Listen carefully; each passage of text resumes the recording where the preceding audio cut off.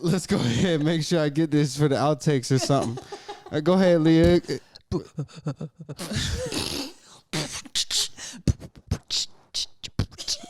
We in the studio. We live in the motherfucking studio. All right, it's your podcast, so you want to open it up or how you want to do this? Well, I'll open it up because I'm excited that you're here, Dana, again. All right, so let's open it up. Go ahead. Intro us into the podcast. In the sheets with Leah. Oh. Between the sheets. wrong podcast title. Damn it. Oh my God, I'm never going to get this right. I'm never going to get it right. This has been a struggle for you, yes. is the title alone. Because there's a song called Between the Sheets. So that's probably why that I keep thinking like in the sheets, between the sheets. Okay. In the sheets. It's in the sheets with Leah. Yeah. All right. Well, welcome back. I'm Danny Keith. I'm the guest on the podcast, and I'm back again. What did you just call yourself, though? I'm the guest. No, but what did he call himself? He was the Shouty podcast. Shouty in the house. Podcast Shouty in the building. Shouty. All right, and we gotta make sure we get you up and close because we gotta make sure you booming. Okay, am I booming? All right, you booming yet? Booming. All right, and we got another special guest. Yes. Can we introduce our other special guest as well? Whitney in the building. Hi. Ow. And we got the camera right there. Say what's up to the people. All right. So let's open up the podcast because it's my second time here. Yes. I've been missing out on all the gems. Y'all cutting up. Don't start that yet. Hold on. We gotta make sure everything. Oh, okay. It's good. We good. All right. Sounds good. Everything. So yes, we're excited to be here again, Dana. I'm excited to have you because we've gotten so much feedback from that first podcast that we did on manifestation. For real? Yes. That's beautiful. Yes. That's one of my favorite podcasts so far. Yeah. That's good. All right. What kind of feedback you get? Tell me. I love that first and foremost because I wasn't a podcast watcher that people are saying that they're watching that when are you going to do the next one? When are you going to drop it? Let me know. You know, so they definitely want to know. Because the content has value, and that's what you're finding is that your words, your thoughts, your ideas, your story has value, and you telling that story through a platform, through audio is beautiful. Yes. And I do want to get into your story. I know we were talking a little bit. We want to dive into your story a little bit. Yes. We want to talk about the failures and what we've learned as well. But personally, this is one of the things that I want to talk about is the video experience so far that we've enjoyed and kind of recap that, but also give like a 3-person point of view here. Absolutely. Because as a photographer, videographer, you get an inside view being the makeup artist and She's hair. a hype man too. Yes, and hype man. hype people. And you have a special role. Like I think that's a cool idea. Let's start there because I think you play a special role in the dynamic of what's going on here. So introduce yourself. Tell us a little bit about your craft and how you fit in this dynamic. Let's begin there. My name is Whitney. Hola. Whitney Franklin. Nice to meet everybody. I'm got blessed with the amazing opportunity to be one of Leah's photographers. One of her. You're a photographer now. You're a photographer. My job. No, one of Leah's makeup artists. We met just by chance, and I think it was totally meant to be how we met. But she brought Nothing's me by in. chance, by the way. Yes. There's Leah's feedback. You're correct. Yeah. It was meant to be for sure. But I've been given the great opportunity to be the makeup artist for the Boudoir Suite and seen her grow and where we're at now. Let me back it up really quick. Yeah. Just so you understand. This is good because you can feed back and forth. So I was getting my nails done at a salon here in Fountain and walked in and she looked like phenomenal. Yeah. She was wearing this like badass what do they call it? The BDU color like greenery camo. Yeah. Yes, and like makeup was just fleek. Like I was like, Killing hey the girl, game. you look beautiful. And she was like, thanks. I was like, oh. Subtle, humble. So then I was just getting actually your roommate. Yeah. I was getting my pedicure done by her, and we just started talking business, and we just started, I talk business almost probably everywhere that I go. Right. I was talking about the business, Which is what I love. Keep going. And she said, well, do you need a makeup artist? And I was like, I'm always looking for more makeup artists. And she said, well, you got to talk to Whitney. She was like, Whitney. My head around the corner. I was like, hi, I'm Whitney. It's nice to meet you. Yeah. You want to see my work? You want to see my portfolio? I came right over and showed her my phone. I was like, look at what I can do. And she just happened to live in Fountain. That's awesome. Like 2 minutes away from Lea, like not close in Fountain. Like we lived literally like 2 minutes away from each other. Yeah. So she came down and loved her vibe, loved the way that she just expressed herself. And especially with the clients, but I first made her do makeup on me like I do any artist. They got to do it, and I'm a hard critic. So, but that was sweet. Good. Yeah. So that's the background story of how you guys met. Yes. And it was fate that you guys not only met through your roommate by speaking business, that you also live so close. So talk about the relationship, how you guys have grown, and then also like the upgrade, you know, because we just upgraded to the new suite. You've seen the growth. Speak about from your perspective. Just from my perspective of even just coming in the first experience and coming and seeing her area of where she works in photographs, her clients, just the attention to detail of the smaller suite that we were in prior to, and just the attention to detail that she had was just phenomenal to me. I've never been in a photography studio like that before. I mean, of course, I've been in bigger studios where I've done makeup, but those were for like bigger companies. But to see just the care that she put into each scene and how much detail went into it was beautiful. So I loved it. I loved it then, and I love it now. Her vision has just grown tremendously since the first moment that I met her. But I love that. I knew that it was something that she had been planning for years, manifesting in her brain. So manifestation. Yes. Imagination. Yes. And I love that you also put the drawing of the conversation that we had. Yes. That we, you know, it popped up. Yeah, so it came through the memories, and isn't that so crazy? Yes. So that's just true. Yeah, it was beautiful just to see how everything has grown and how much she has forced me to grow just as an artist. And that's a good topic. You know, being out of with COVID and everything else, you know, makeup and skincare, which is my background, kind of took a hiatus for a good 6 solid months. So you have to understand that when I met her, you know, you meet people and you don't know what's going on internally. Right. You never know what's going on internally. People can do this and put on a mask. And I think she may have had a little bit of a mask. And I'm not saying that in a negative way. I just didn't know what was going on in her life until she came to the suite. And I heard her, I kind of overheard her talking to some of the clients, and I was like, whoa, this girl's got a story. Wow. You know, but she put on her face and she went to work. Yeah, that's beautiful. And I think that one of the things that I like is that you're the first touch for the client. Absolutely. And like that your position in the whole scheme of things is extremely important, but they connect to you first. Absolutely. Speak about that building of that relationship and how important, or what you see from your side of things. Right. And I'm gonna scoot this monitor because I'm peeking at you. Oh yeah. Leah, can you? You want me to take care of it? Yeah, there we go. I would say just like my biggest There we go. goal. I feel so much better. Even I was peeking at you. I was sick of it. even when I, you know, even from work prior to being with Lea, my goal has always been to just make sure that I'm going above and beyond, that every woman or male that sits in my chair feels comfortable, feels like they are confident in that I know that I'm going to be able to take care of their wants, needs, desires, you know, enhancing whatever they're asking for. I want that person to have that personal experience with me. I try to treat each client specific to their needs, what their goals are, what they're trying to achieve for their shoot.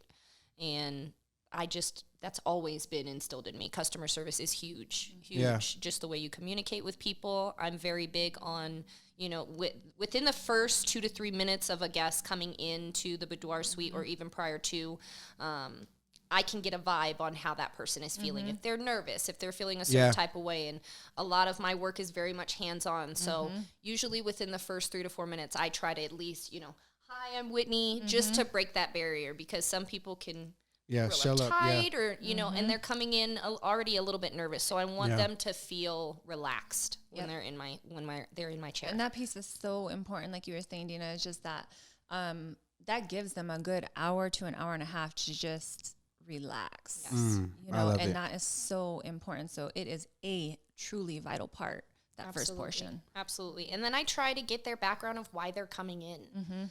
You get to hear all the stuff. I get to hear all the dirty details, all the juice.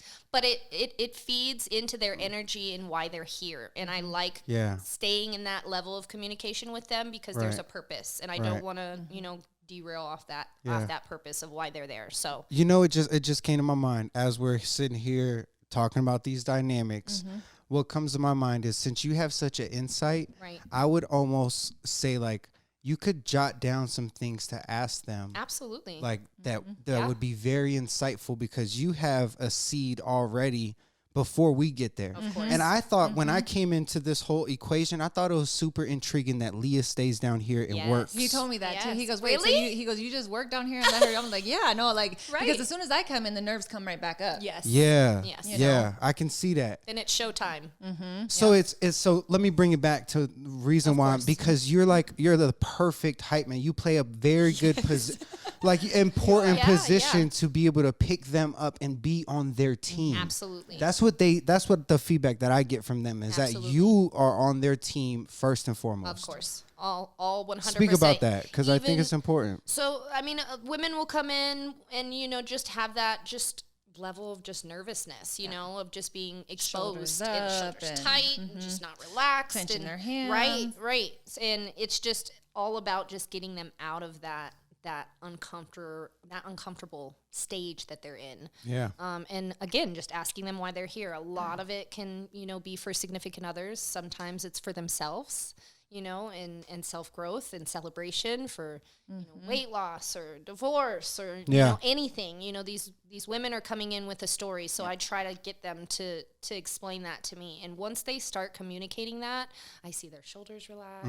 They start sitting back a little bit more. Yeah. They're a little bit more open with me, but I break how I prep them, or glam them is what I like to call it. Or beat their face. Get them ready. No, just with my makeup brush. That's some makeup shit. But really, I take it in stages, so they know that my purpose is to do what they want. This is not about me. Yeah, they're coming to see me for what I'm going to offer for them in my craft, which I'm very good at, and I try my best to always go above and beyond with each guest, like brand new. But I break it up into sections. We're only going to start with your eye makeup and your eyebrows and just get that area comfortable where you like it. I physically make them get up, leave the room, go look at it. I give them their space. Yeah. And I tell them, you're not going to hurt my feelings. If you don't like what I did on your skin, you have to tell me, because these are your photos. Yeah. And I think that also creates a level of comfort and trust. And trust. Yeah. You're not going to hurt my feelings. If you don't like it, you don't like it. We can fix it. You give them the stage. Of you course. kind of say, okay, it's okay to tell me. Absolutely. Yes. Absolutely. And that can be very humbling at times. But it builds trust. Yeah, but that's something that I grew stronger bones with over the years. Gotta have thick skin. Yes, you have to. As in the profession that we're in, yes, you have to have very, very thick skin. Don't take it personal. Right. You can't, because again, it's not about me. It's about them. All right, I love it, but I am going to go back about you, because there's something here, because I want to pull it out of you, because something that I get out of every interview that I do is I always hear the feedback that you're so real. Yes. So like there's a point of vulnerability that although you're hearing their story, of course, you are open enough to tell your story. Oh, of course. And you're in real time. That one, I want to give you your flowers for that, because I hear that all the time. Thank you. But we do want to kind of hear about your story a little bit, Whitney. So this is a little bit about you today. And I also think it's cool because in this podcast, people will have a better insider view onto what the process truly is when you walk into the studio or the suite. I keep saying studio. That's my bad. It is a photo studio. All right, the boudoir suite. So they'll have a better insider view knowing that, hey, I'm going to be with Whitney for the first hour or so. Lea isn't even going to come up. I'm not even going to feel my nerves yet. But when she comes up, it's game time. You know what I'm saying? But let's go back to your story because you are open enough to share your story. And I always hear that you share your stories in real time of what you're going through. So I kind of, being a third wheel here, I want to hear a little bit about your story, how you've come up. And how you've gotten to where you're at. And I kind of want to bring in some of those trials and failures to then, show our main topic today. Perceived failures. And I want to say that, Dana, just because I feel like there is no failure. I think that you believe the same thing. Yeah. There's perceived failures. And I think that this does just play along. We were talking about manifestation. I think that the next one we went into, Juanita's journey a little bit and some of her hardships. Yeah. And then really just kind of playing back onto the things that we perceive as failures, the hardships, but how you also overcame but the grit, you know, there was definitely some grit, there was some dirt, and there was some things that you went through. So absolutely. Right. Fill us in. Give us the cheese. Give us the cheese. Give us a rundown. Let me just brew this tea for y'all. Yeah. Circle it up. You know, we're recording the podcast. Hey, go ahead. I guess. I mean, give us an overview. My background is short and simple. I've always had passion for the beauty industry. I grew up in the beauty industry. My aunt owned several different salons in Pueblo, and that's how I spent my summers. You know, I went and spent the summers with her and was sweeping up hair and playing with her nail polish and getting into trouble, and just, you know, I've always been around the beauty industry. I could just see you as a little girl, watching. Oh my God, I had a visual too. Like I could see it as she's telling it. Oh, the stories that I have of that. Like when and I that was your aunt. You said your auntie. Because tell us about your mom real quick. So me and my mom, I love my mom, but we're polar opposites. She is huge tomboy, wants absolutely nothing to do with makeup or glamour. So we fought a lot when I was younger. I used to save my lunch money and walk to Long's Drugs and go buy makeup with my lunch money at the end of the week. That's real old, but yeah. I mean, I used to sneak and wear makeup to school. I would get up an hour early just to walk to school to put makeup on. That's cool. I've had a passion and then take it off before you got home. Yep, have to wash it off before you leave school. I've gotten caught several times thinking that I was slick, getting home and still having makeup on my face, but...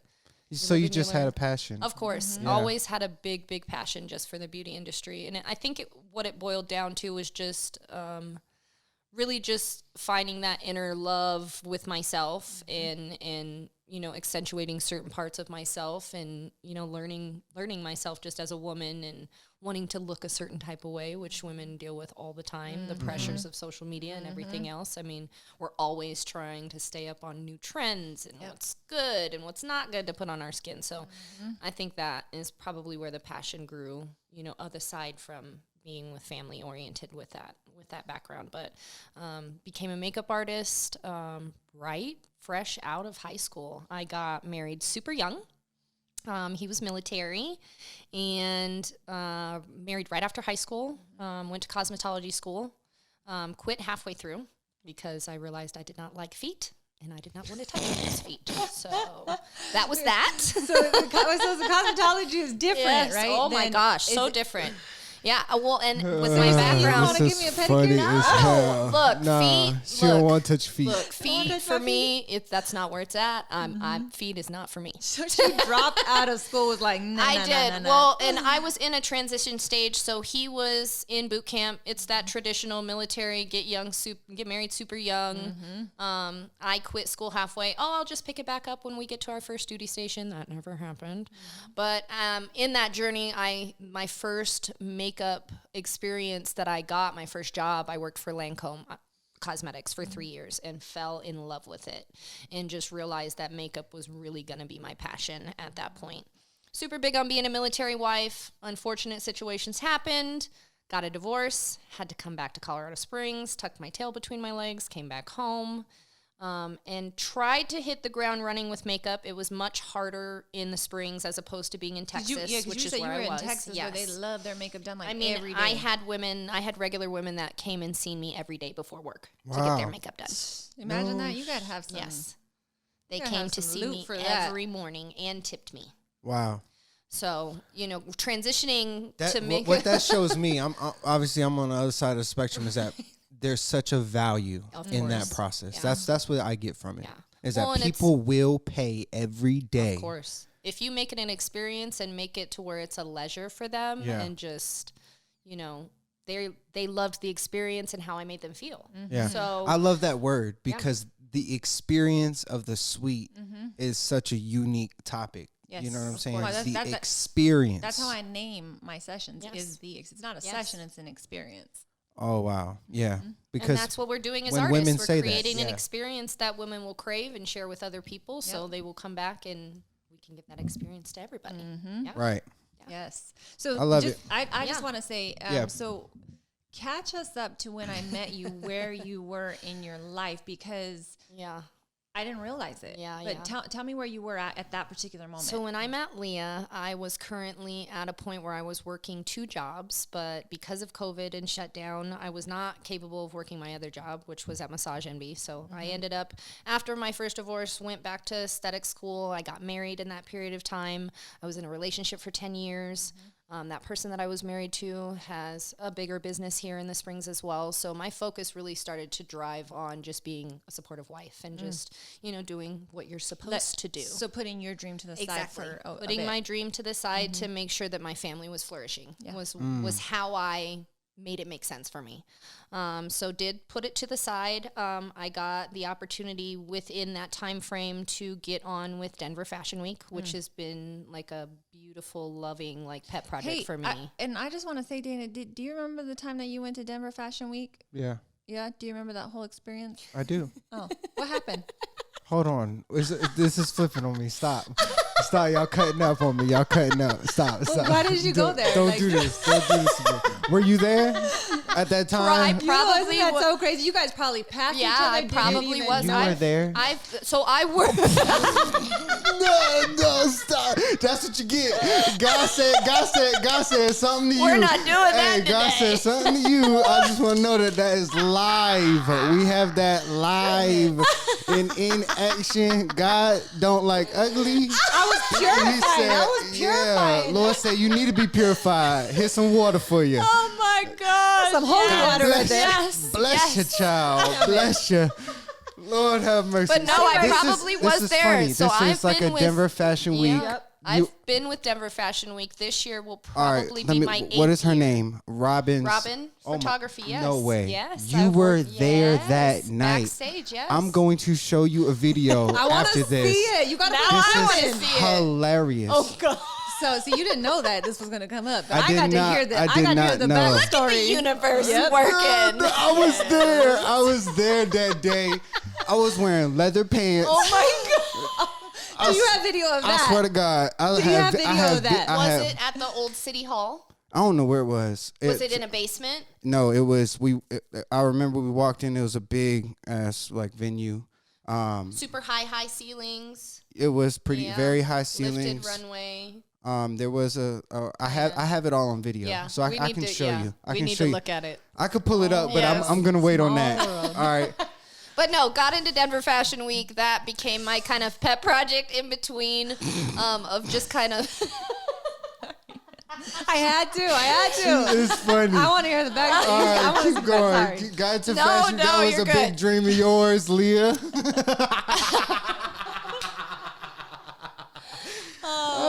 Small world. Colorado is so small. Yeah. Yo, it really that's is. crazy. It really is. That's crazy. I was on the stage with Robin. Anyways, keep going. So no, just got my foot in the door with that, and that really flourished and grew. I made sure that I wanted these people to see me. Like they were going to see me, regardless of me coming in, just as a volunteer, because Denver Fashion Week is not a paid job. It is volunteer. And you're talking about lots and lots of women, I worked with, so Denver Fashion Week is usually about 3 nights, and there's usually in between maybe 6 to 7. So maybe hold on, back up, because I'm not in the industry, so I'm gonna pick him. Like, what you mean it's not a pay? Because somebody's getting paid. Not Whitney, not me. Not the volunteers that come there. So the people that you normally see probably in fashion shows, maybe not in New York or those bigger platforms, but the ones that are more local, the group that I was hired on to work for was a team called Beauty Underground, which was led by a phenomenal hairstylist, which I will give him his flowers every chance I get the opportunity to. His name is Charlie Price. Big titan in the hair world.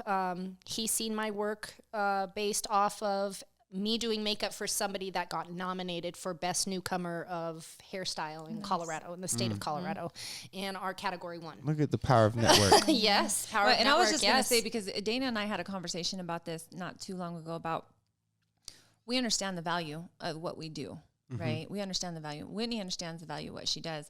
But in this particular, the thing that you do, because you're doing it again coming up. Yeah. She has met a ton of people as far as networking goes, and it has been a benefit to her. Yes. Where sometimes you're not getting paid for a job and they want to say, hey, we're going to promote you, and this is a lot of good, this is a lot of good promotion for you, and you really don't receive a whole lot, but she does from this gig. Yeah.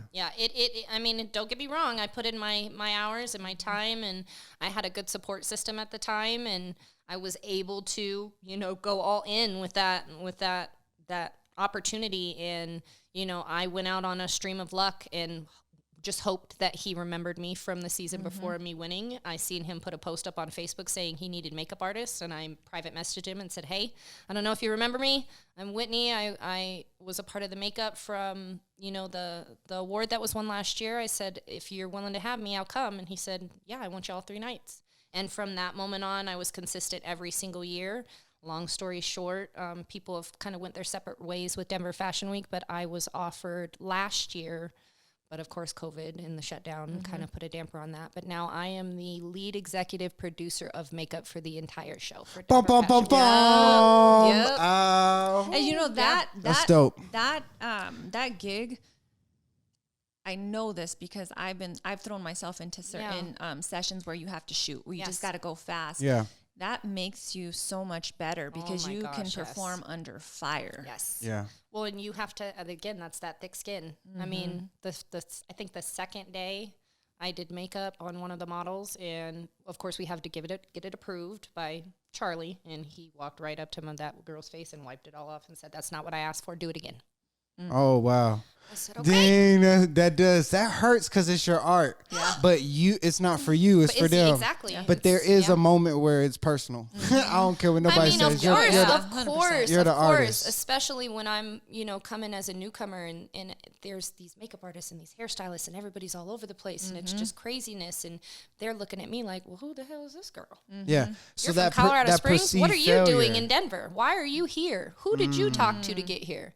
I mean, to the point where I had some pretty good hairstylists that were well known coming, and I distinctively remember, I'm talking about you, James, if you watch this. I love James, but I thought he hated me.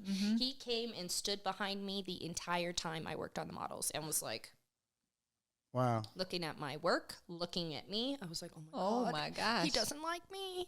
I don't know what I'm going to do. But, it forced me to perform, and it gave me thick skin, and I learned, the way I see things and the way I like things is not necessarily what people are asking for. So you have to take that criticism and you grow from that and you learn from that. And that's made me a better artist. Yes, it has. And it's opened up lots of doors, and I think it's made me be able to be the makeup artist that I am today for Lea. It all feeds into the same craft, the same reason, the same way I work. The same way I work with Lea is the same way I work with my models.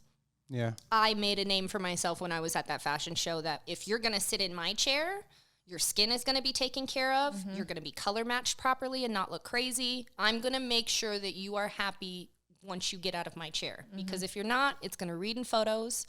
You're not going to look happy, and you're not going to do your best job as a model, which is the reason why you're here. Yeah. So it is important from, like you said at the beginning, of that first interaction with that person, whether it's at a fashion show or a photo shoot. You have to make that great first impression and get that person to get that comfort level with you, or your work's not going to come out good. Yeah. That was powerful. I love how it tied all the way back in, to the topic this week. I want to hear a little bit about your stories, Lea. Give us an example of a perceived failure on your journey that is a lesson learned that we can take from it. Well, I think one of the biggest things that comes in my mind is just when I was trying to start the wedding venue. That's been my biggest look back, because I spent a good year of blood, sweat, and tears into that place, and I got red tagged. The city came and shut me down. They came and red tagged me, shut me down. Yeah. And after pouring out so much into something, you feel defeated. Yeah. And so it wasn't like I got back up and was like, I'm good and I'm going to be fine and I'm going to be great. I mean, I was down. It took me down. And to the point where I let that barn go, and weeds and just walked away from it. I just walked away from it, right. So I think that perceived failure was really I know it was a perceived failure. And actually, I was talking to my cousin's husband, shout out to Josiah, that he basically said, why do you think that you failed? Look at how much stuff you learned during that year. Talk about it. And I did not even look at it from that perspective, how much I had learned about ordinances, the city itself, you know, what you could, what you couldn't do, what it took to build, you know, the infrastructure of buildings that you had to have, commercial properties versus residential properties. And that in itself was so valuable, because building this home and not only that, but the city being involved. Well, they lied about a lot of stuff. Yeah. And I found out about it, and I called them out on it, and they don't like me down here very much. That's okay. They just don't, you You're know, because here. I fought back, and I didn't sit back, and it was because of the things that I had to learn during that time that allowed me to push back, you know. And so at a particular moment in time, it felt like a failure. I felt like I had failed. I felt like, God, everybody's going to see that I failed. And because I hyped it up, and I was advertising it, was on the website. I made a website, like I was taking money, but you know, the biggest thing was when I had to go back to those brides and say, we can't do your wedding here. Oh, cause you had already booked some. And took their money. Yeah. You know, and took their money and flipped it into the business. Yes. Right. So then you got to come out of your business to give them their refund. Yes. And the whole process. But you learned a lot. So much. Yeah. Explain so how you can take it from a dark to a light. Just that. I think just in itself, realizing that the lessons that came out of it, as far as what was learned in the process, is the biggest takeaway, because we can so often stop in our tracks. So many people do. If they feel like, okay, and that happens with weight loss. That happens with anything that you're doing. If you mess up, that's it. I'm done. Yeah. You know? Yeah. And the point is that you have to keep going. You have to take your time, cry, get on your knees, have it out. You know what I mean? Yeah. And then go wash your face, go wash your hands, get back up and start moving again. Yeah. You know? I think that in itself is what makes or breaks people. And so many people break. Right. Yes. And give up. As so many people do. It's that hardship that happens, and then they give up.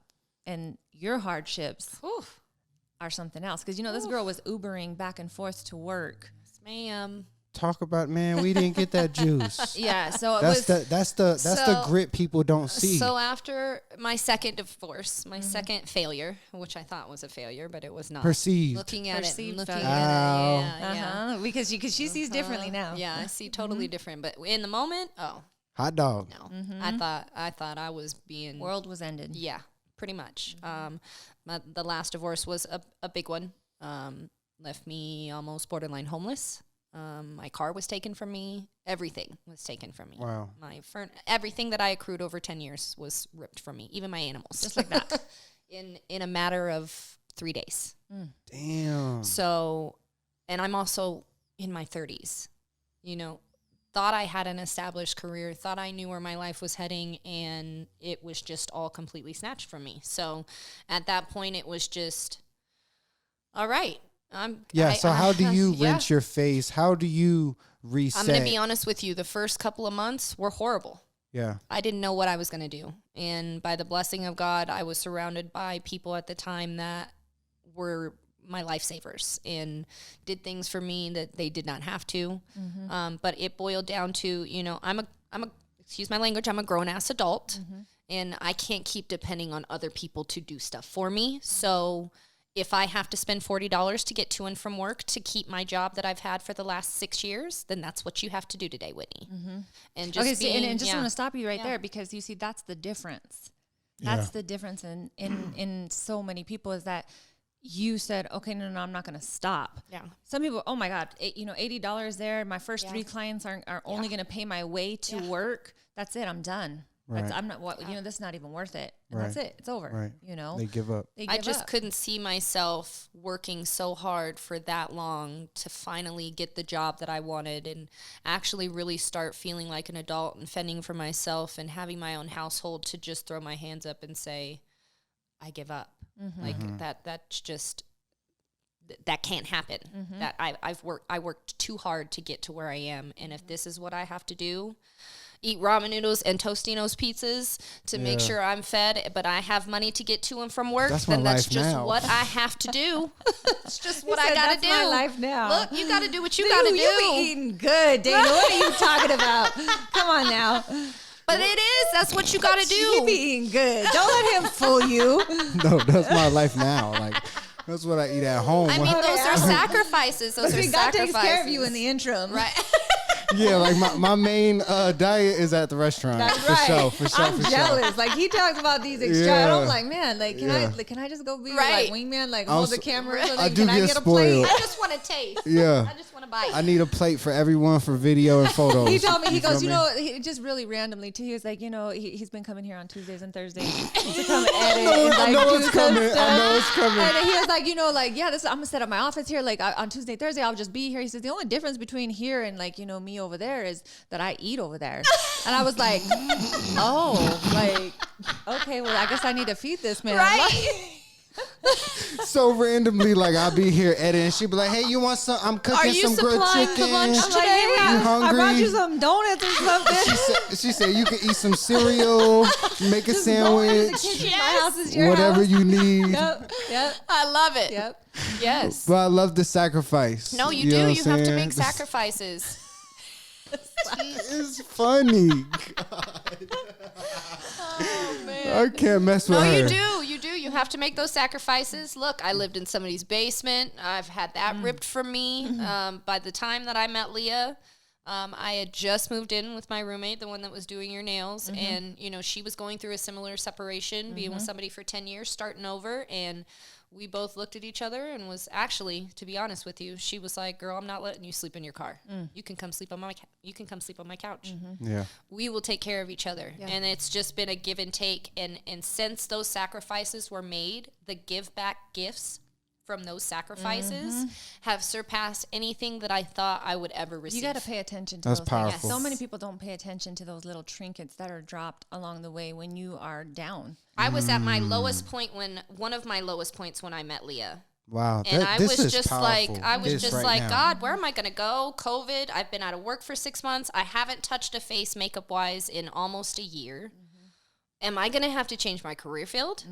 Do I need to start looking up customer service jobs? No, I don't want to do that. I've just spent almost 12, 13 years practicing and perfecting this profession for so long to just walk away from it. And sure enough, got on my hands and knees. Lord, if this is not where you want me to be no more, then tell me. I like to think in that moment that I walked in the studio and then you did, like and then my hair like blew. The sunshine and then, came I walked out in the and back. I was like, yes, the sunshine came out of the back.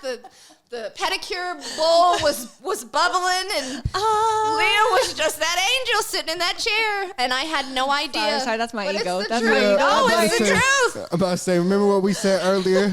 I wonder if people think that I just look a little younger, but really they think that I look older. Oh, so he wants to play too now. But no, after I did that test with you, that test shoot, and did your hair makeup, blowing in the wind, walking Picture in. it now. Okay, I walked in, the doors open, my hair was like, and then the sun was behind me, right? Yes. It was like a Good Burger scene. Yep, exactly. You weren't even walking; you were just gliding. You were gliding. You were floating in the air.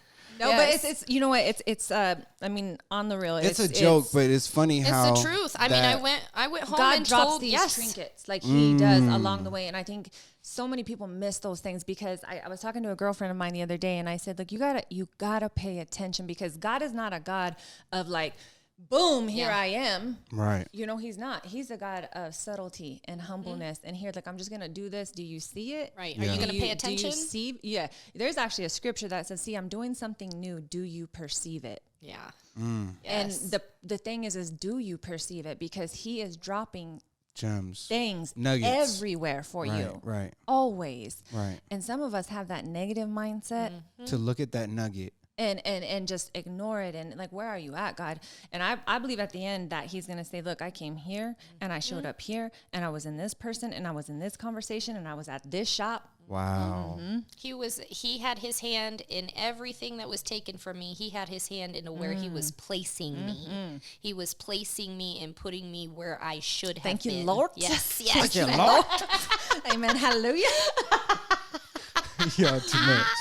Yes, but no, that's 100% the truth. I mean, that's how I look at it now. Then, oh no, I felt like my life was being ripped away from me. Right. And trying to start over in your late 30s when you should already be grown and figuring your life out is another intense. perceived thing that we put on ourselves because we think that we're supposed to be at a certain spot in our life at a certain age. Right. That's just not true because funny you bring that up. I was just listening to something and it just inspired me for those people that think that they're too old or, what am I going to do? Am I going to go back to school? And no, I'm going to be around these youngins. It's, Steve Harvey didn't make it on the stage until he was like 35. Yes.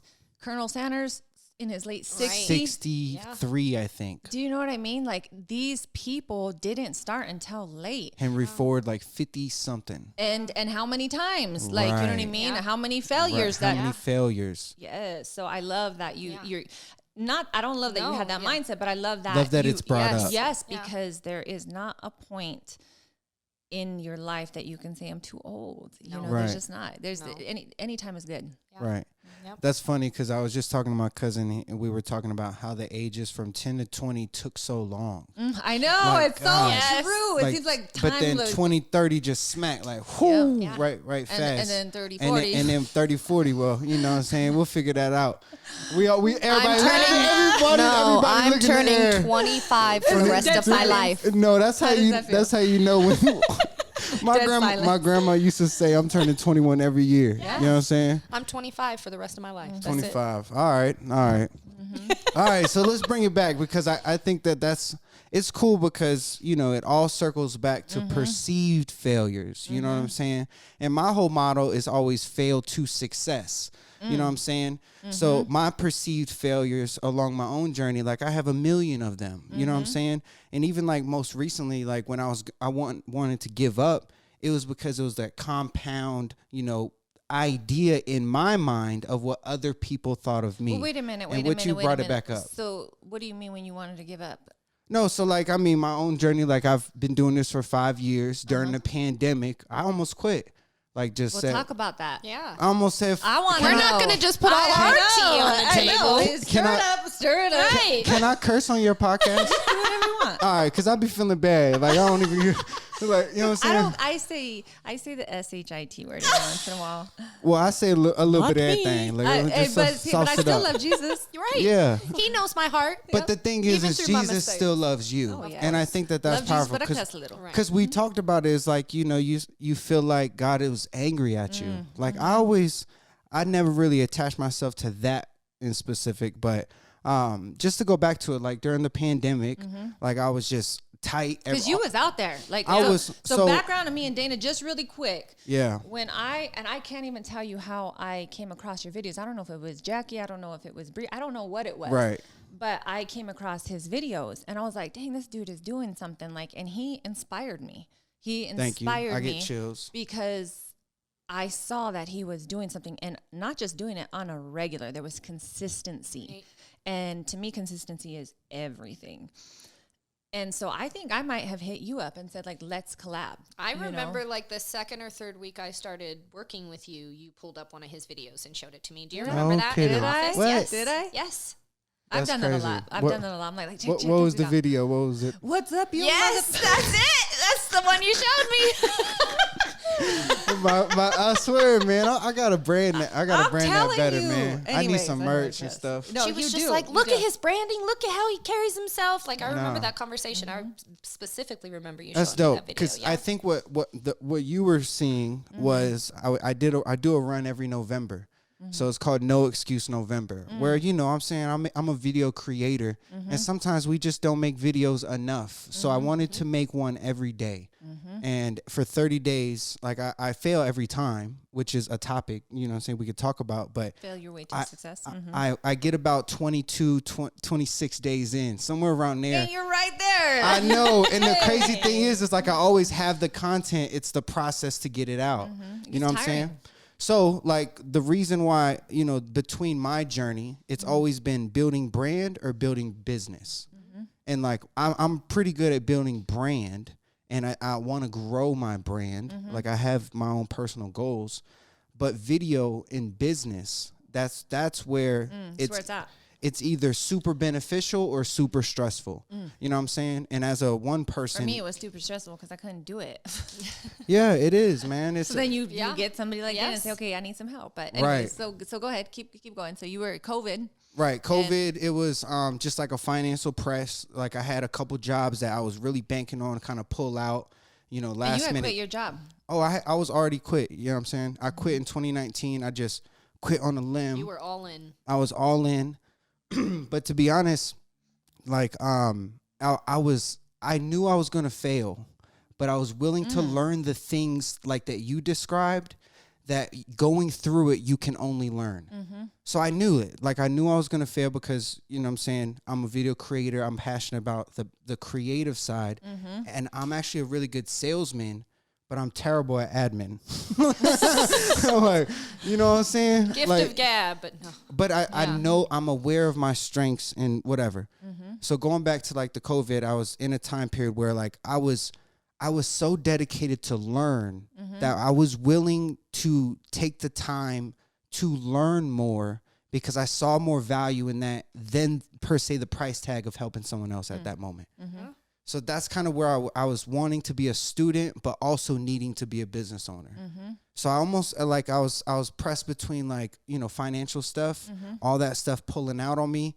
And then I was like at one point I was like, I'm taking all my equipment. I literally drove around the town, went to like 13 businesses, walked in with my camera gear, handed in my card, and was like, can I shoot a promotional video for you? Oh, that's dope. Like literally, because that's at the point where I needed the bread to go to, you know, go pay my rent is what it was.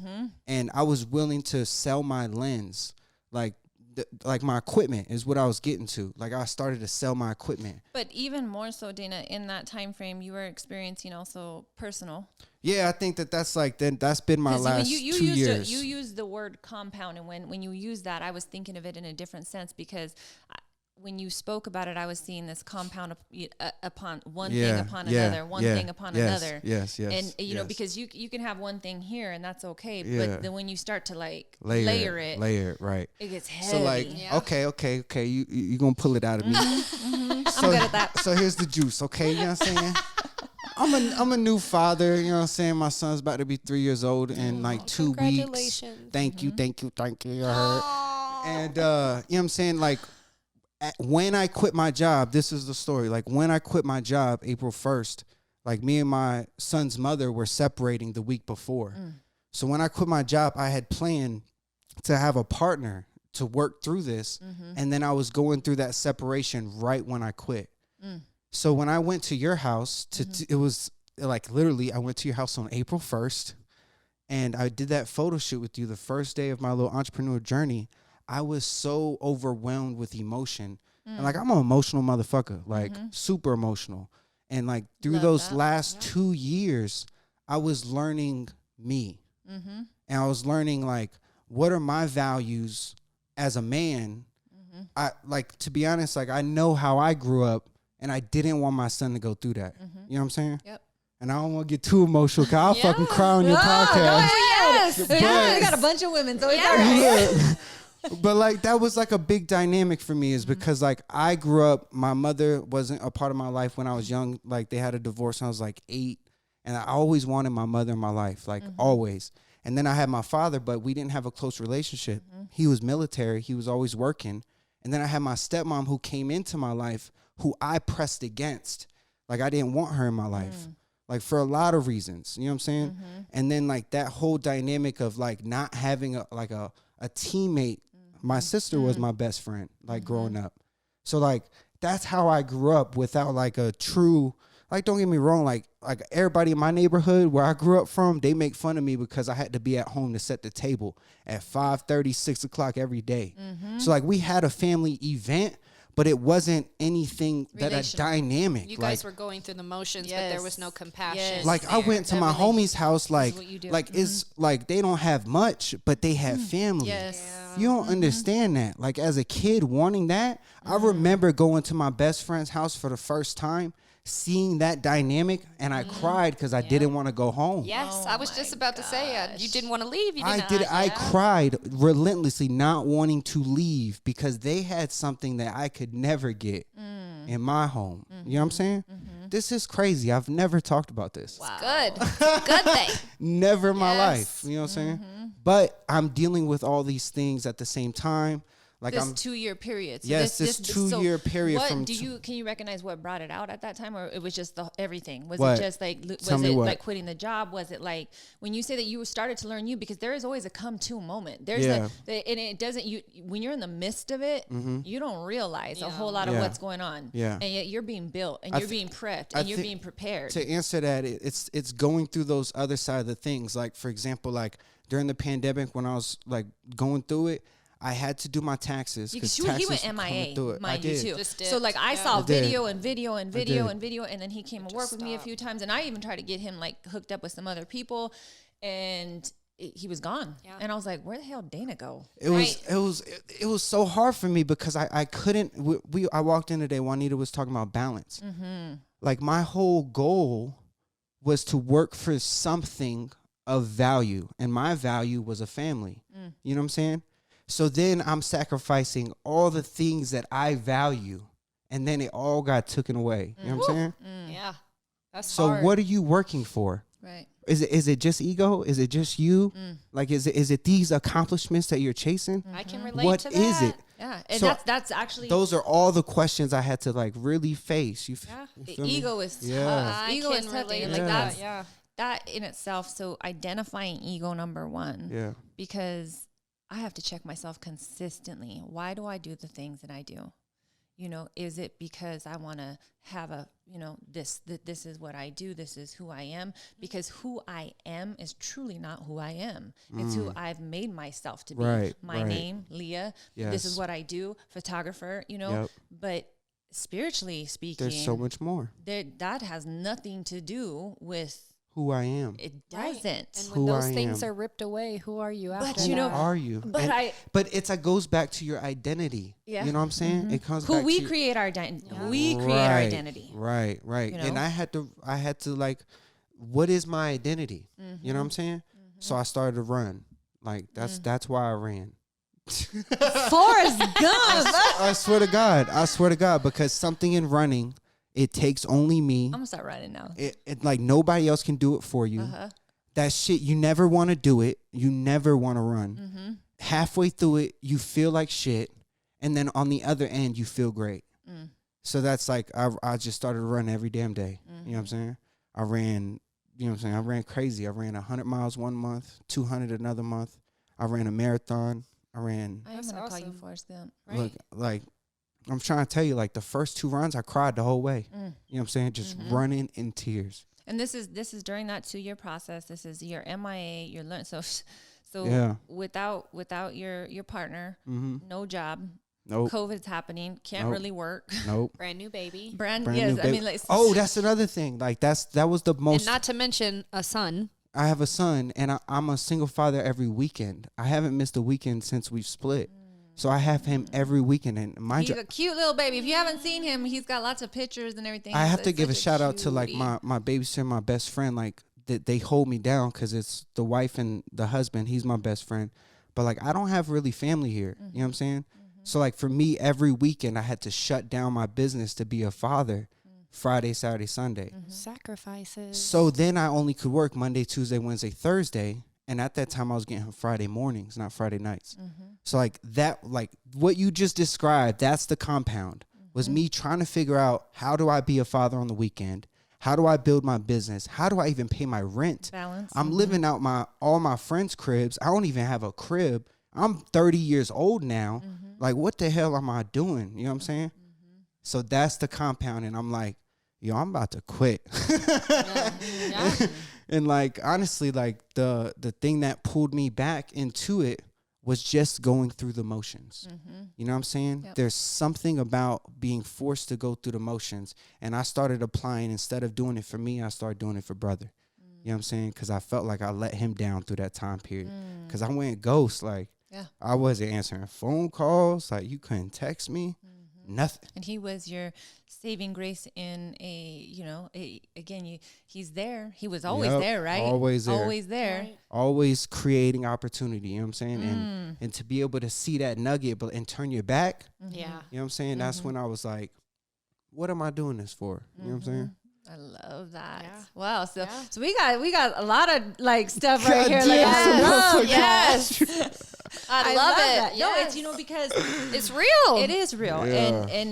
And I love that also because, Dana, you're doing video with me now, and I told you one of the biggest pieces of that is to have my clientele relate with you, which are, 99% women. Right. And that piece is really important to me, and so I love that you're emotional. I love that. I know I do. It's good. Like, it's a good thing. It humblizes you. Yes, it does. But it makes you touchable. It makes you real. It makes you like, okay, wow, I understand that. Like, and I believe that the biggest part of being vulnerable is that when you allow people to see you, when you allow for transparency and vulnerability, people do love you more. Yeah. And I just want to say, you got family in me too. Absolutely. This is a family. I love you. My house is your house, so. No, I appreciate you. Yeah, I walk in there, make cereal. That's right. That's right. Grilled chicken salads. Yep. You know what I'm saying? Yeah. But it's dope because, you know what I'm saying, even like telling my story, like, gives me perspective that I wouldn't get unless I truly told it. You know what I'm saying? So yes. Even as I sit here now, like emotional as I was, like there's some type of perspective that I can gain from watching this. Yes. And that also obviously your clients can gain perspective into who I am. Yeah. You know what I'm saying? My vlogs are good morning, you motherfuckers. But I do believe in peace, love, happiness, you know what I'm saying? Fail to success is always my thing. You know what I'm saying? I'm really passionate about like telling the stories through video. Like these stories like can be told, you know what I'm saying, through film. So powerful. So let me bring this back because I think that we spun around the circle because I want to talk about like from our perspectives, our 3 different perspectives. What's up? The camera's good? Yeah, these good, baby. Oh, okay. I thought we had 30 minutes and we had a stop. No, I told you that's why I ain't want to work. Podcast shouty in the building. We good. You know what I'm saying? We don't got none of this, Whitney. Right? Look. Cut the check. Oh my gosh. Because I want to speak about the video perspective, and I wish I would have showed you guys the videos that I made already, but we can talk about like the impact that we've seen. And even like the video in person, or even like the relationship. You've got to see it. You've got to see it. Yes. Like the dynamic, like the we each have a different perspective on it too. So I want to speak about photo video perspective. My first perspective was when Juanita said she would rather have the video. Really? I was like, this. You're supposed to choose me. No, you know what? She if you see that video, I got humor in it. That's the one with her reaction, right? Which is hilarious. But we didn't show that part. That's a cut up moment that I'm gonna show now. Hilarious. So she's sitting here and after she's done crying and everything and she talks about it and she was like, I would rather have the, and then she goes, oh, like, wait, Leah's still in the room. Like, wait a minute, Leah's still in the room. And then I said, that's her being a photo person. She loves her photos. But no, it's powerful. It is truly, truly, truly powerful because even for me, I've watched that video, the one that's posted on YouTube right now that Dana created with Juanita. So go check it out if you haven't. It's the reveal. And even before that, the anticipation, the her coming out and her experiencing all the emotions she did. I've watched that video 10 different times, 15 different times. I cry every single time. Yes. Wow. And I try not to. Like I'm like sitting there watching it and my eyes still well up, And so there is so much. You can't pull that from a picture. I can tell so much. I can tell through so words much or through through words an and image. a picture. Right. But you can move people with video. I love it. Yeah. That's the power of story. So that's my perspective on it now. I see it. I can see the value in it. I can see that the feedback that we've gotten from some of the women is just the comfortableness that they feel with Dana, which was a big concern of mine. I'm just being honest, you know, because a lot of the times women will choose me because I'm a female photographer. And, you know, there's men in this business and they can have phenomenal work, but women are, you know, they feel sketchy about them. Yeah. You know, and so that was huge to me. And I think that because like they get in, Whitney's on their side already, and then they just see me as a part of the team. Right. Like I'm not necessarily on my own. I didn't realize that until it was in one of the testimonials recently. She was like, he's just a part of the team. I didn't even feel she's just like, I forgot that he was there. Right. That was like so big for me because, you know, these women they're getting vulnerable. You know, this is being vulnerable here. Yeah. Now take off your clothes. Yeah. Right. On top of it. Right. Do you know what I mean? Right. Like that piece is big. We then begin to start shedding the things that cover us. Right. Completely. Right. And so that piece was huge when she said, I didn't, you know, and then the other gal, she said, I said, you know, talk about that portion of Dana being here. And she basically says like, I don't even see why it'd be a problem. Right. I was like, wow, like that. I don't even see why, because there's so much professionalism behind it that they don't see it as anything else but the business. Exactly. Right. You know, and I love that. Everybody, like the tone is set. Like I feel like from start to finish, from the moment the client walks up the stairs and they're greeted by me and they sit down and, you know, they get pampered to the moment of, you know, checking in with Lea, letting her know that we're ready. I lead with intention for them to be aware of, okay, this is how it's going to go. Lay your clothes out. This is what, you know, the idea is. This is the flow of it. Exactly. And learning how you work. And then you were just an added just piece to where it's just, okay, well, now we're going to get set up for your first interview. And, you know, when I loved this, that Whitney told me after, it had been some time, and then she saw the video, the very first video that we did. And I say we did, but I mean, like, you know, that Dana did. We did it. Yes, but you know what I mean.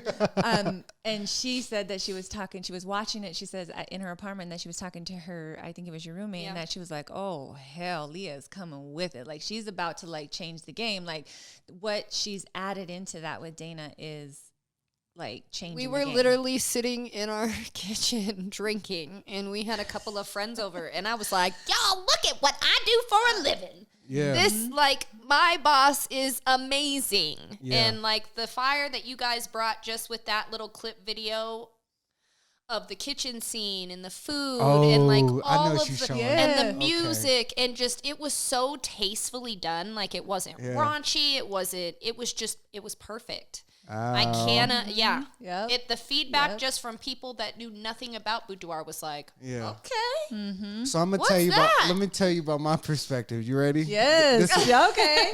This is gonna be ghetto as hell. But I just want to preface this. I just want to give you an idea, okay? Okay. So I'm sitting there. I'm showing my buddy. I'm like, hey, look, this is what I'm working on. I'm shooting over the shoulder behind a photographer, and I'm doing video. Look, I press play.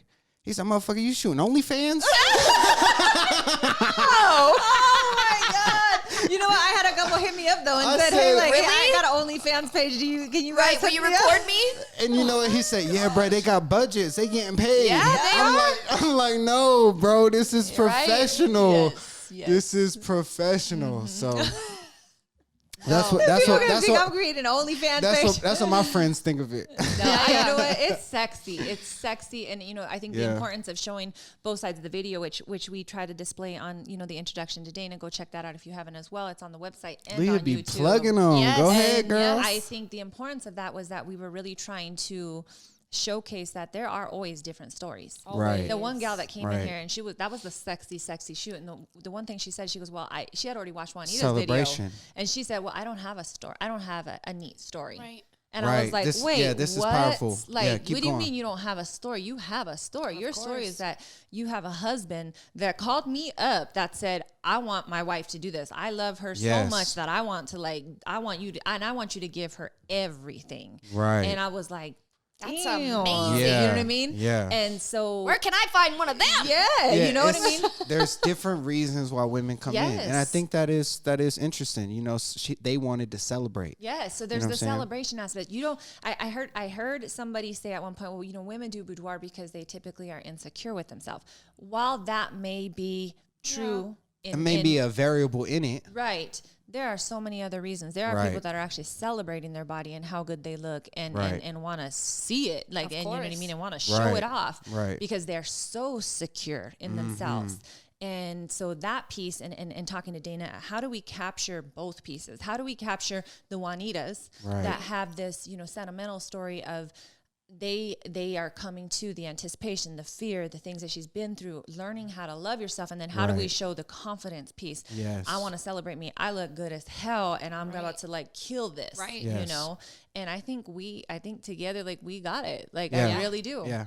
So I think that it's important to understand that what you're saying is that no matter where you're coming from, you do have a story, and that you know, it's simple. It's 2 interviews.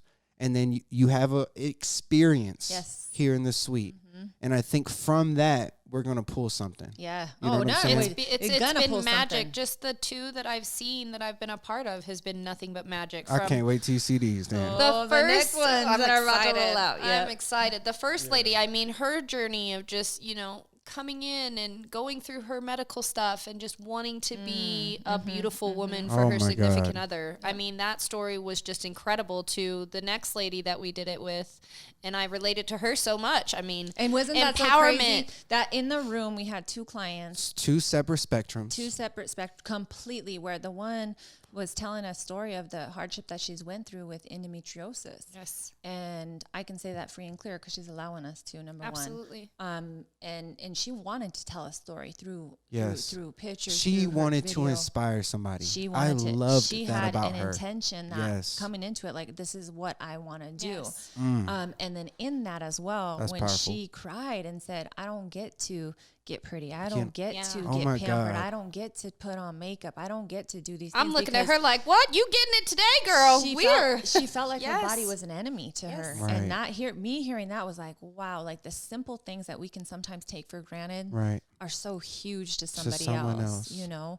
And then on the other side of the room, so while we're shooting, we're hearing this story. And then on the other side of the room. Hold on. Oh, okay. Keep going. Because I was just going to say, you are incredible because you were able to pull that and shift your attention directly to that other person. And I was concerned about that. You remember I told you. I could see you bouncing back and forth. I was concerned about that. Yeah. And the reason why I say that is because the experience part is so important to me, that each woman deserves their own experience. Their own. And so so I was a little concerned that I was like, this, you know, this was a heartfelt story. Dana felt it. I felt it. You felt it. We were like, it was heavy. I felt it prior to you guys even getting in the room. Mm-hmm. So in my brain mentally, I had already checked my cues with her, made sure she was good and ready to give her off to you guys. Mm-hmm. Yeah. So you could give your attention to the next person. Yes. So then she was able to shift because I was concerned. At that point when I was still, you know, then Dana and I walk in the room and she's kind of saying it over.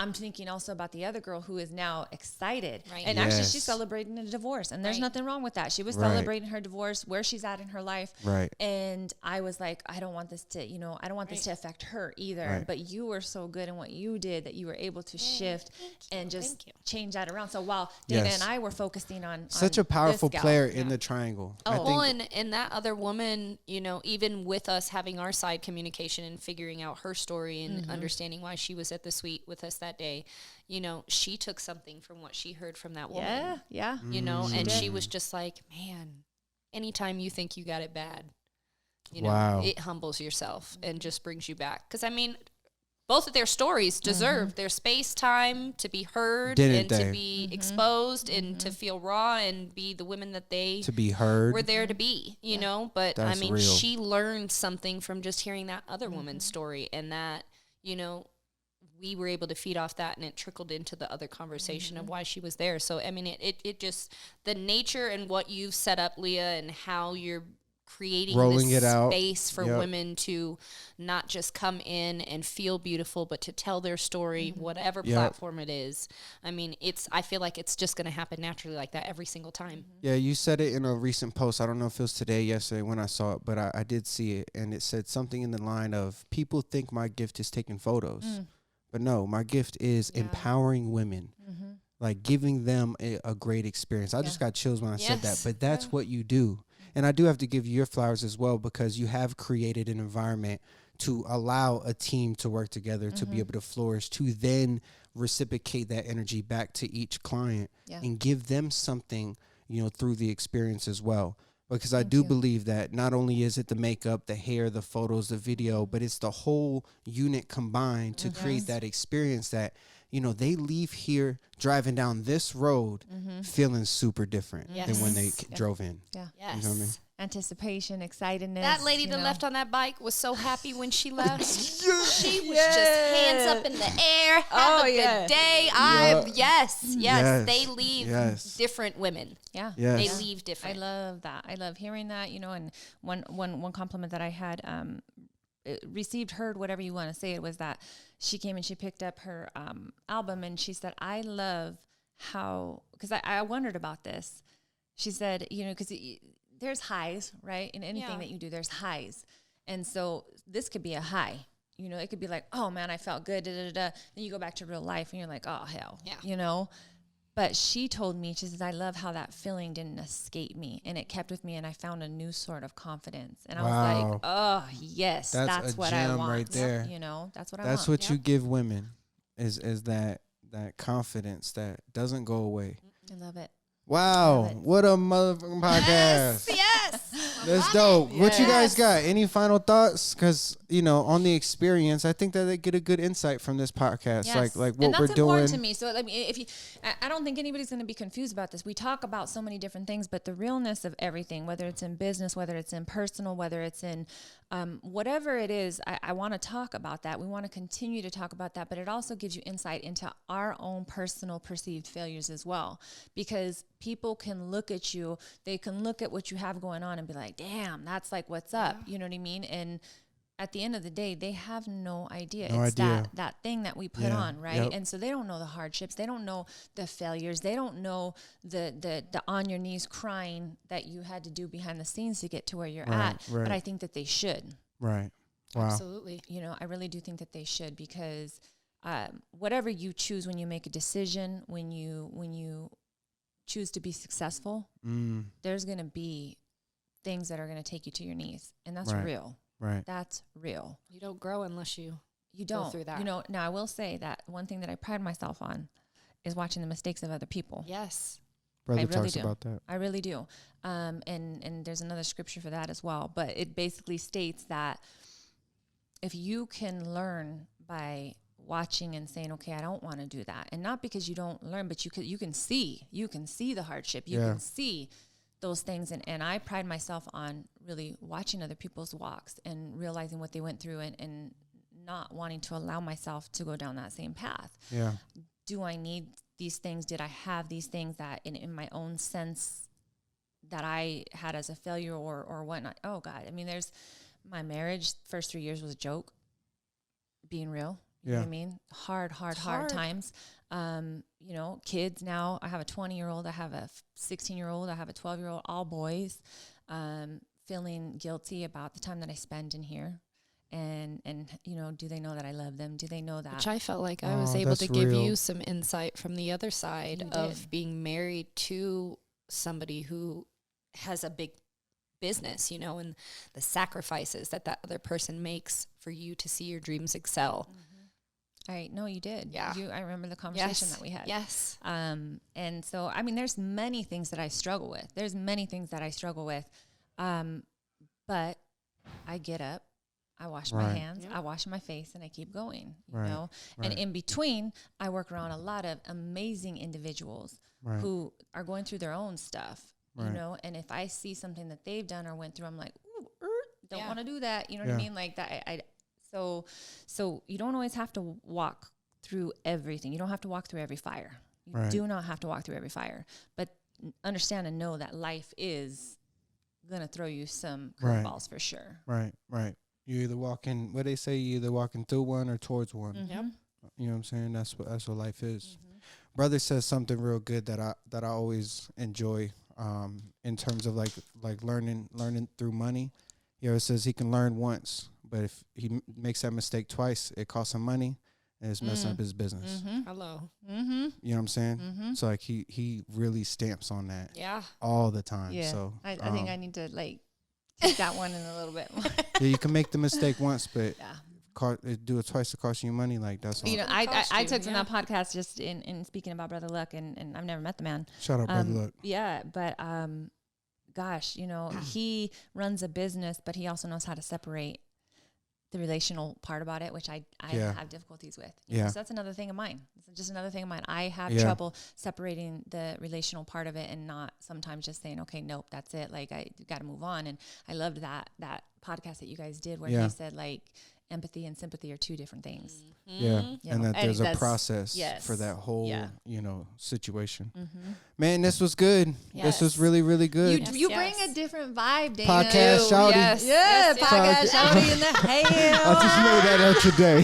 That's going to stick. Another branding. Oh my gosh. But no, you do. And I appreciate you. I think that you're able to also allow us too to like feel this like it feels comfortable. Yes. You know what I mean? Yes. So I love it. Yep. And Whitney, you're gonna see her around. Oh man. Love my Whitney. Yes. Thank you for sharing your story as well. Thank you. Yes. Where can we follow you on the social medias? Make sure you go around it. Go on Instagram and follow Whitney_W_makeup. Dang girl, that's good. You know that by heart. Yes, I have to. Mine. What? I got 3. That's why. All right, well, plug them. This is your social media plug right now. Just find me on social media. Lea Flores Photography. Just look up In Between the Sheets. Yeah, now it's In Between the Sheets. Go on my Instagram page and her handle. It's called Between the Sheets. Her Instagram handle is in my description on my Instagram page. Sweet. Yes. I love it. That was the whole joke. He's gonna mess me up again, see? I'm like, that's what it is. Yep, it is in between. No, it's not. It's called Between the Sheets with Lea. Yes. This has been a great podcast. Yes. Dana Keith, official Dana Keith on Instagram. Everywhere else is just Dana Keith. You know, subscribe to the YouTube. Yep. I do a podcast with Brother Luck. You could check us out, No Luck's Given, on any iTunes, Spotify. Look up YouTube, No Luck's Given. We're on Brothers YouTube up there.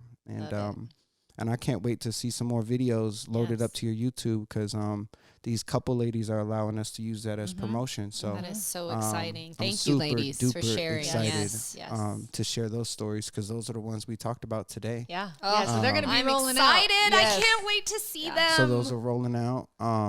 4 of them are done. I got 2 more to make. He on it. Yes. Actually, 6 of them are done. I still got 3 more to make because there's 3. All I have to do is tell him that he needs to be here, that the client's going to be here. Look, all right, so let's talk about that real quick. All right, so Lea, look, check this out, y'all. Fault. That was Juanita's fault. So check this out. I don't know whose fault. I don't know whose fault it is, but we're gonna tell the story to our fans. Look. So I'm just driving, right? And I'm driving. Were you driving or were you at home? I was driving at the moment. Oh, okay. So I was driving and I thought maybe you were sleeping. No, I'm not sleeping. So she texts me, she's like, "Hey, I don't know if you're coming or not, but the reveal is today and it's at 2:30 or whatever time you told me." So it's like 11. Oh, okay. It's like 11. No, it was at 11 because I remember I had like 3 hours. I was like, okay, if I can get there, I got 3 hours to make a video. I can do it. You know what I'm saying? So she tells me like, yeah, we got this client coming in. It's the one we shot. Like, hey, it's today. Hope the videos are done. Come on. Well, no. Well, wait. No. Hope you're ready. No. Wait a minute. So he tells me, he says, look, Tuesday, Thursday, like I'm going to come here. Like I'm going to make this my little side office here, you know? And I was like, all right, cool. So Tuesday comes along and I'm like, well, Dana's coming. 9 came along. I was like, okay, 10 came along. Well, is he coming? Then I was like, well, shoot, maybe then I should tell him that the client's going to be here. Right. And then that's when I sent him it's a video client. It's not just a regular. Yes, it's a video reveal. But I should have told him when she told me that she made the appointment. So I got last notice on the video. He got here all quiet like a mouse back there. Like I'm like, probably still killed it. I had to edit a video, and by the time we were ready to show, the client. So he comes in here with me. He comes and he sits, and then I'm like, all right, cool. We got about like 10 minutes to like check out some of these videos. All right, cool. So we're showing videos, we're watching videos, getting prepped. We have them all on the screen. Ready to go. And then we start thinking, okay, well, she's not here. It's like 7 past. Okay, 10 past. I give him 10, 15 minutes. Where are they? By 15, I'm like, okay, something's wrong. So then she starts looking into it. And go ahead, tell the rest of the story. So then I like let me go through the emails and just see. Well, first I check see if they sent me an email, and then I go through and I see the emails, and I see that Juanita says, hey, so, you're going to do the 19th at this time. Well, it was the 18th. So she scheduled it on the 18th, but the client had said the 19th. So it was the next day.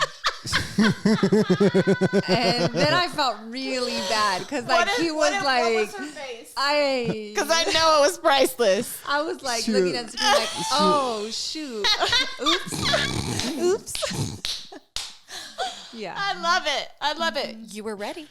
We were ready. So it was like a drill. Yeah. It was a drill. It was like, hey, can you make a video this quick? Right. Yeah. And then I was like I was thinking in my head, like, he probably thinks that I did it on purpose, like to see how he worked. So then I was like, I'm telling him, like, like just, but it worked. Seeing if you're on your toes. No, I didn't do that. I'm over here looking like, you playing with me? Right. You wanted to see if I'm doing it or what? But he did. He was there, and he worked really well under pressure, as do I. So it's a good thing. Yeah. So I knew I had those are the behind the scenes kinks. That's Man, these are the behind the scenes people don't know. Like we push into the last minute, like yeah. So no, that's good. But it turned out good, and then you weren't able to do it the next day, so we had a couple extra days, and by the grace of God, I was able to have some time to redo it. Yeah. And I think those redos really pulled it together because I think that's both were fire. I mean, when he showed me, I was like, okay, this is it. That's good. And then when he went away and then came back with something else, I was like, oh, okay. So it was good, and we worked well under pressure. Good. So it was good. Good. Cool. And then I'm also the last thing we'll leave on is I'm loving the dynamic of, because I can make a video. And then I love showing it to you and getting your feedback because then I can make the changes. Yeah. You know what I'm saying? Because that's so important. Like, you know what I mean? Like, same thing with Whitney. I think there was one time that Dana made a video for me, and was a long time ago. And it was a long time. It was when we first met. So 2009. That's a long time ago. And so he made it, and then I was like, no, change this. And we're back and forth via like email and text though. Like a Facebook. Like, and so like, hey, no, not quite yet. No, can you go back to this? Wait, no, can you add this in? And I'm sure he's like, this freaking chick. Like, you know what I mean? Like, I'm sure he's thinking that. And it was editing photos. And editing photos and video is totally different. Yeah. You know what I'm saying? I was I wanted him to take my photos and like time. put them in something, whatever. So then I was like thinking like he's like gonna come in here like, oh hell, I don't want to work with this girl. Like she's gonna be she's asking for everything under the sun. No, I need that in real time. Yes, but we found something that worked, and I think that's so important too. Is that you got to be able to take constructive, not even constructive criticism, because it's really not what it is. It's just criticism. In the selfish, it's just like, hey, I love this, but let me put in my own little take, and it would be the same thing with makeup, right? Absolutely. Is that, hey, I like this, but can you change this? And you got to learn how to take that. Absolutely. Yeah. And then also like not take it personal. Right. Well, I remember specifically when we first started shooting together. Look, anybody that knows me, and if my friends are listening, I wear highlight all the time. If I could wear it all over my face, I would. Yes. And because I like it, I love to put it on my clients. Yes. But I'm also learning now that different placements and how you put it on the face can make things harder for her and create shadows, and it there's just certain there's certain areas where it needs to be perfected. Basically what she's trying to say is that I was like, look girl, you got to but she said it like in the perfect way, like it was not criticism, it was just like, look, it's looking this way, and not only did you said it to me, but you showed me what it looked like, and which I was just so important, because then I got to see it like, oh, that don't look good at all. I need to stop doing that. So it was beneficial for it. The construction, the instruction that you were giving me was beneficial, and we need to work as a team. And I don't need to be making things harder for you. And I need to make things easier for you. And this is going to be something that I want to go. I've told you this already too. Like in the last one, I want to talk more to you specifically about your perception of everything. The women that come through, and I'm not saying, like, I want to know, like, you know, you get to hear how we talk about ourselves. You've seen the dynamic. He keeps cutting up in here because he's like, oh, this is different, like this, because he's used to working, you know, around brother. And so seeing women, how we talk about ourselves, like there's a lot of like perceptions that you have that are different. And I really, on one of these next ones, I want to talk about that. The man's it's gonna be raunchy. No, but I mean, like, I think it's important because some of the things that we see in ourselves too, you know, he sees differently. Yeah, it's so funny to me, like some of the things that you guys say, and then like guys don't think about that things shit. that women pay attention to. Right. We pay attention, and we think men pay attention to that crap, don't. and they could care less. They don't. Yes. They don't. Or they see it as, I was listening to that. What's that? Be humble. Right. Sit down. Yes. And he's like, I'm tired of the Photoshop. He's like, show me some stretch marks. Yes. Like, I was like, damn, like, Me, you know, in my brain, I'm like, we are like, you can cover these up? Like, yeah, can you cover these up? You know, Can I put some makeup on this to cover this up? And I'm over here like, let me stop cutting up. Yes. Let me stop cutting up for y'all. But going back to just really quick about what we were just talking about. What were we talking about? No, I want to pull it back because what we were talking about was the constructive criticism. Yeah, but what I like about you is that because I don't see it how you guys see it, and it's the same topic. Yes. Like for me, perception. I'm just gonna tell you, like I'm gonna be honest, like I don't see double chin. Like I don't even look at damn double chin. Like that's not even something that I'm pointing on that out on alert for. Like I'm not saying, oh God, look at she got a double. But I know But from doing this women, long enough right. that women don't want to see a double chin. Well, and So I'm women gonna come in like today. Women come in specifically with areas on their body that they don't like, and they're Right. like, "Oh, well, please tell me if I need to do this, or if I need to pose a certain way, or do I Right. need to, hold Right. my head a certain way." And I've just learned through time certain, posing and angles and what's most flattering for them. And so when Dana, like there was a few videos. Because I'm seeing something else in that shot. Yeah, he's like, dang, that looks sexy, it's that sexy. looks good. You know what I'm That's saying? all he saw. Right. And I said, I didn't see the damn double chin. And Like, I said, hey, and see, that's so interesting. Yeah, It's I so didn't see it at all. Right. I promise I you love God. that. And I think it's important because women, we've got to start seeing ourselves through different eyes. Yes. We just have to. And that's what's Yeah. so powerful about a camera. Right. Is that's because I get to show you, I actually get to show you what I see. But that's so Yes. powerful about the whole reveal session as a whole is because those women get to see themselves through your guys' eyes. Yes.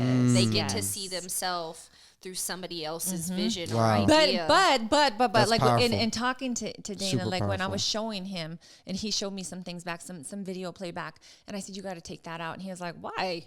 Right. Like, why, why do I need to take that out? And I'm like, look, he said, like, her husband gonna love Yeah, that. because Right. I was thinking for the husband. Of course. And I'm like, if I'm her different, husband, I'm trying to see that. Right. And you- he's not thinking about Exactly. anything else. And I said, well, guess what, though? She's going to be the first person in Yes. here that's going to see it. And that could stop the whole thing. Yes. Her might Right. be like, her hey, perspective her of herself. what she sees, like, oh, I don't, so no, I'm not So going to. that was so interesting, Yes. like that dynamic in that specific situation. He's learning. Yes. You know what I'm saying? Yes. Not that it's a good learning, but Yeah. he's just learning also Right. Right. our From a thoughts. different thought right, process. from another Different lens. from from a woman's another perspective. Yep. All right, how else do you end this podcast? That's all we got, man. Next one coming up is Yes. Men's Perspective Men's perspective. with Dana Keys. Podcast Shouty. Between the Sheets with Leah. Thank you. Thank you, Whitney, thank you for having Between me. the Sheets? Between the Sheets Between the sheets. with Leah. Not in the sheets, between I the thought you were I just was messing joking. yourself up again. No, Okay. it's called Between the Sheets for real. I thought it was called In the Sheets. No, how do you Between- not know? This is your fifth, sixth. But I thought we just said that because there was a song called Between the Sheets. No, I thought it was something See? different. Now you might be wrong. No, look it up right now. It's called Between the Sheets of Leah. I'm not going to flip This on song this. now has to be Okay. your exit song. This Yeah. song that you're Yeah. talking about. Oh, hold on. We got our own exit song. Go ahead, hit it, Leah.